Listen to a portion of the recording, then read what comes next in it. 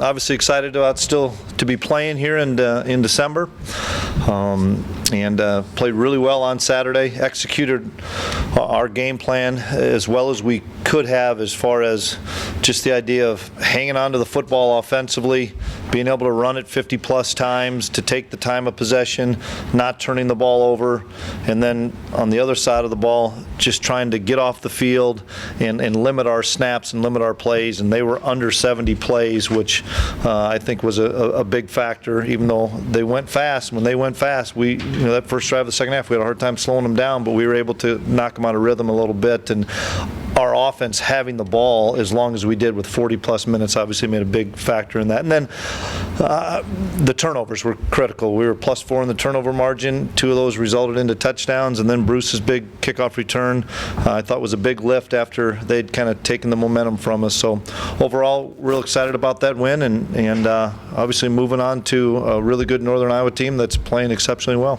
Take any questions.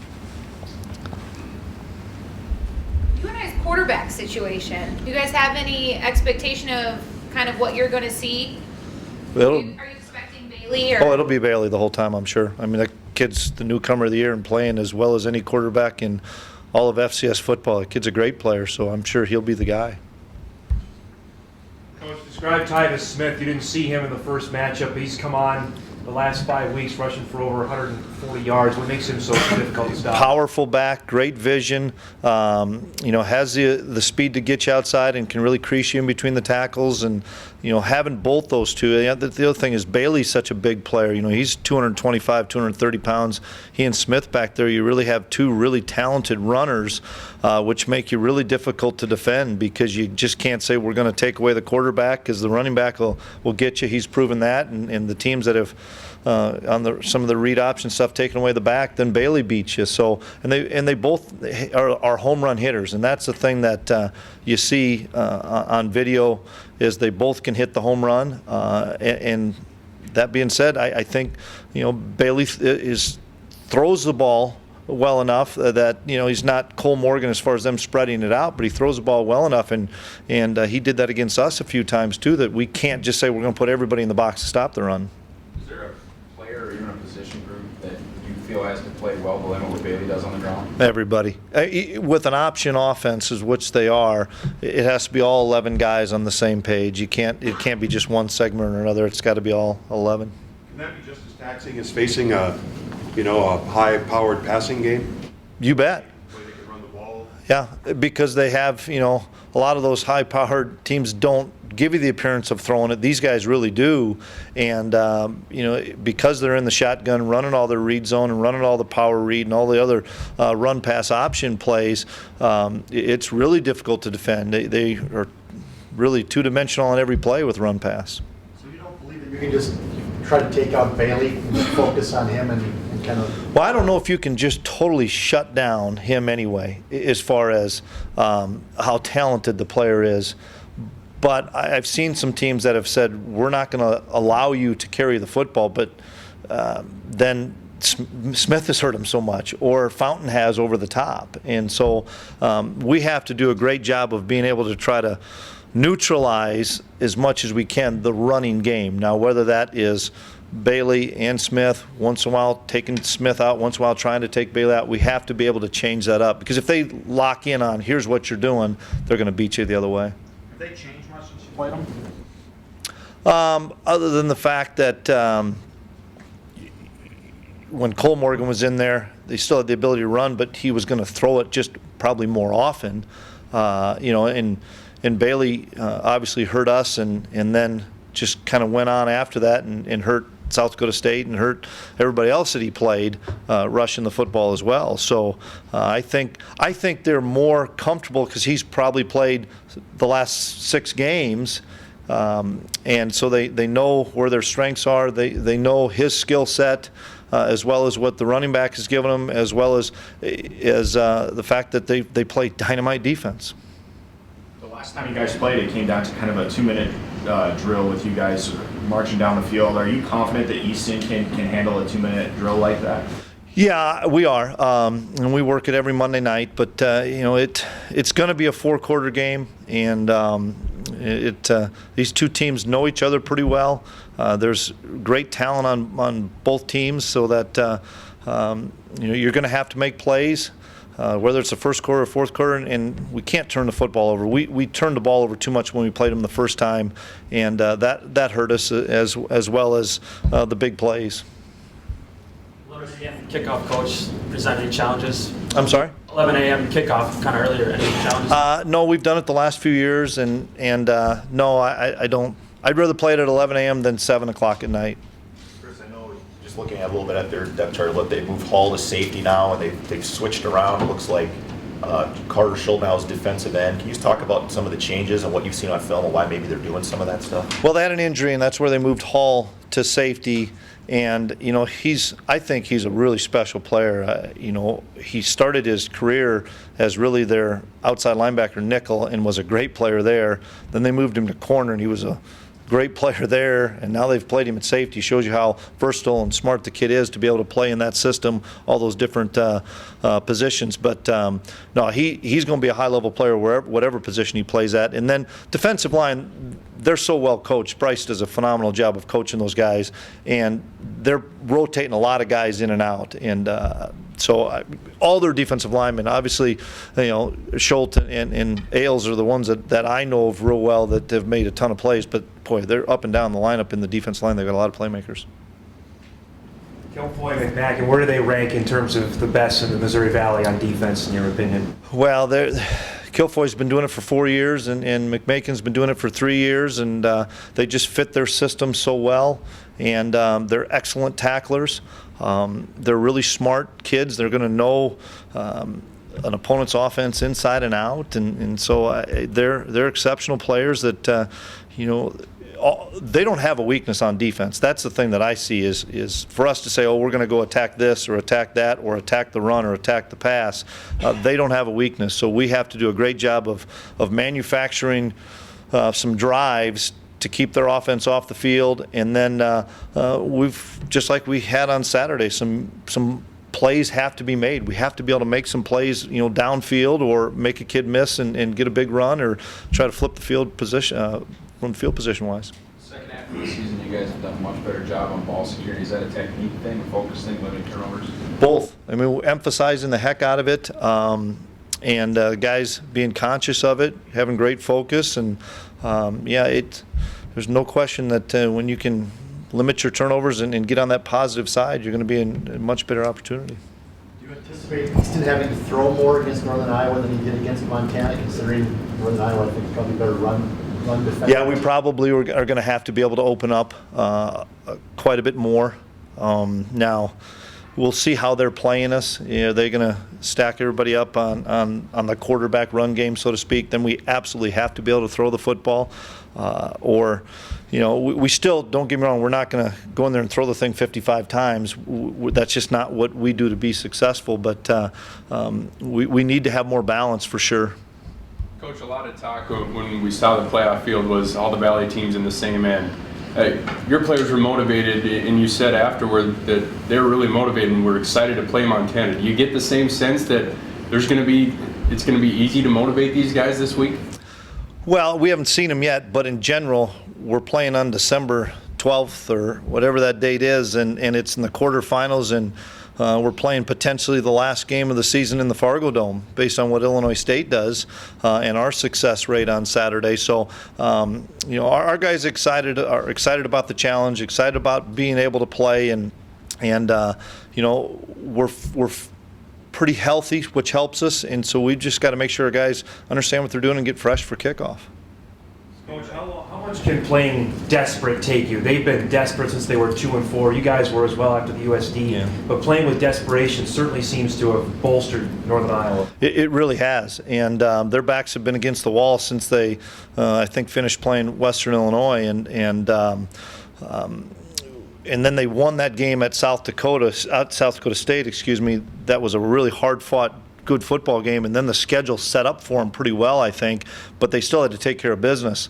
And they were a focused team, and each week, not only could you see that they just gained a bunch of confidence, and the more Bailey played, they knew what they were getting offensively. Their defense has stayed, for the most part, relatively healthy, and they have a phenomenal defense anyway. Your backs are against the wall, and you feel like you're in a must-win situation all the time. I think your focus throughout the week is even better.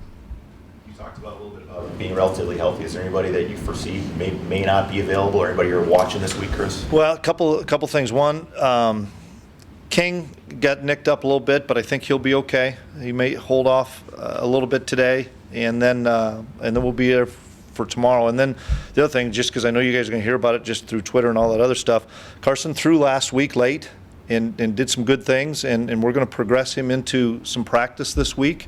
I'm not saying he's going to play, but he will practice this week. The brace is off his arm like it was on Friday and Saturday, and he pitched it around a little bit, and how much he's able to progress this week we'll find out. But I know this, he's going to practice a little bit this week, and we'll see what happens.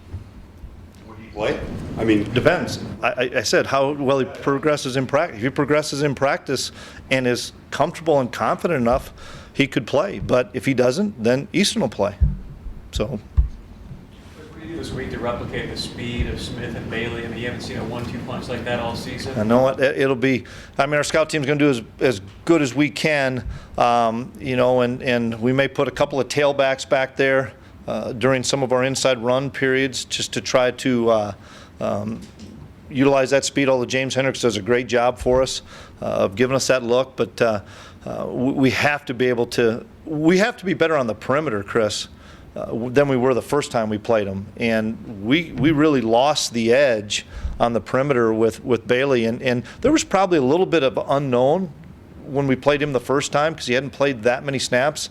He had played some, don't get me wrong, and Cole Morgan played the whole first half, and that was the game, and all of a sudden we didn't know he wasn't coming back, and all of a sudden he's out, so then we had to change a little bit of our thought processes in the second half. But no question Bailey hurt us running the football, especially on the perimeter. In a situation where Carson is available to you, does Easton still have to be part of the offense? Oh, absolutely. Absolutely. So just to be clear, if Carson can play, you will play him ahead of Easton? No, I didn't say that. That's what I'm asking. Yep. No, I just said we're going to progress him and see if he's able to play. That's all. I didn't say he's going to play in front of Easton. I did not say that. I said he's going to practice a little bit this week, and we'll see where he's at. I'm not going to make any statements about that kid playing or not playing. He's just going to get involved in practice this week, okay? And we'll see how he progresses. So if you come on green helmets on Saturday, we'll know. Maybe. Chris, about Easton though, if he walks down Broadway, I doubt many people would guess he's quarterback of the Bison. I bet you they'd know now. Well, was there ever any concern that the huddle would accept somebody that young? And is there any story about how the team did accept him so quickly as their leader? Just by the way that he has conducted himself since the day he walked on this campus of working his tail off in the weight room, being a great student, being a great ambassador of our program, doing all the little things right, and preparing every game. We took him on a lot of road trips as a true freshman last year, and just watch that kid prepare. So much respect from our older guys, he does. So, no, he commands the huddle really well. Carson possibly being back this early, is that surprising to you, or is that kind of the timeline that you thought? Well, we thought it'd be about 8 weeks. We thought it'd be 8 weeks before he was throwing, and now we just have to see. And when I say throwing, he was throwing on Friday and Saturday some, but didn't practice. Don't get me wrong, he didn't practice a snap last week. Just threw some 7-on-7 stuff against, or not even 7, just individual stuff with our wide receivers, and said he felt pretty good, and so we'll see where he's at. I haven't seen him yet. I just talking to Bobby and stuff. We'll see where he's at. Probably not tonight. But we'll see where he's at a little bit tomorrow, throwing the ball. But he can throw it. I mean, I saw him throw some out routes and those other things on Friday and Saturday. Is UNI as similar to you guys as any team you play? Is it if you look at all the teams you play, are they a mirror image of you or as close as it gets? Schematically or just? Yes. Yeah, I would say so. I mean, both teams, I think, pride themselves on really solid defense and not beating themselves offensively. Play really good special teams. I think they've got excellent special teams, and I think we have progressed to have excellent special teams. And then, offensively, do what you have to do, make sure that you don't beat yourselves with penalties and turnovers, and give yourself an opportunity every week to stay in a game. And they've had it same way we've had it. You look at that South Dakota State game and a couple of the other ones, and even South Dakota, they beat 20-7 or something. Just doing the things right and not giving somebody an easy score. And you look at the one game that I think they lost after us was Western Illinois. They had an interception return for a touchdown, and that was a big factor in that game. So they just don't beat themselves. They're really well coached. Are they physically as similar to you? Absolutely. It'll be a real physical game, and I think everybody saw that in the first time we played, and then what happened to both teams the week after, because there's some sore guys out there. Monday, Tuesday, Wednesday, whether they played on Saturday, and I know a lot of our guys did, just like a lot of their guys did the following Saturday when they lost and we lost. I don't think they were as fresh. Can you talk about your coaching staff a little bit? In years past, I think it's been easy to say there's been a lot of experienced talent in the Bison football program. It seemed this year you guys had a lot of raw talent, and the coaches have really coached these guys up where they are now. I mean, seeing them Montana week 1 versus Montana last week was just astonishing. Can you just talk about the coaching staff and what you guys have done? Yeah, you bet. That's a great point, Beth. Defensively, we were really green. We knew we had a few good players, but we didn't know how they'd fit within the frame of the defense. And each week, I think we've gotten better. I still didn't, we weren't very good after Montana, but we weren't real good through Northern Iowa, South Dakota, and some of those as well. We had some flashes like playing Weber and UND and stuff, but to be able to sustain it and be consistent, we've done that the last 4 or 5 weeks, and I think that's a credit to our coaches continuing to preach the same things and not reinventing the wheel when we were struggling, that what we were doing schematically, what we were doing at practice was right, and those guys just had to continue to believe in what we were doing. And then just all those guys playing with each other now for 12 weeks makes a big difference when the linebackers in secondary and the linebackers in D-line are playing with each other, and they understand each other's strengths and weaknesses. Offensively, more than anything, getting to know our personnel, getting to know what King does really well, getting to know what Lucas and Bonnet can do, getting to know what Bruce can do and Lance, and then you lose Carson for an extended period of time, and then what can Easton do really well?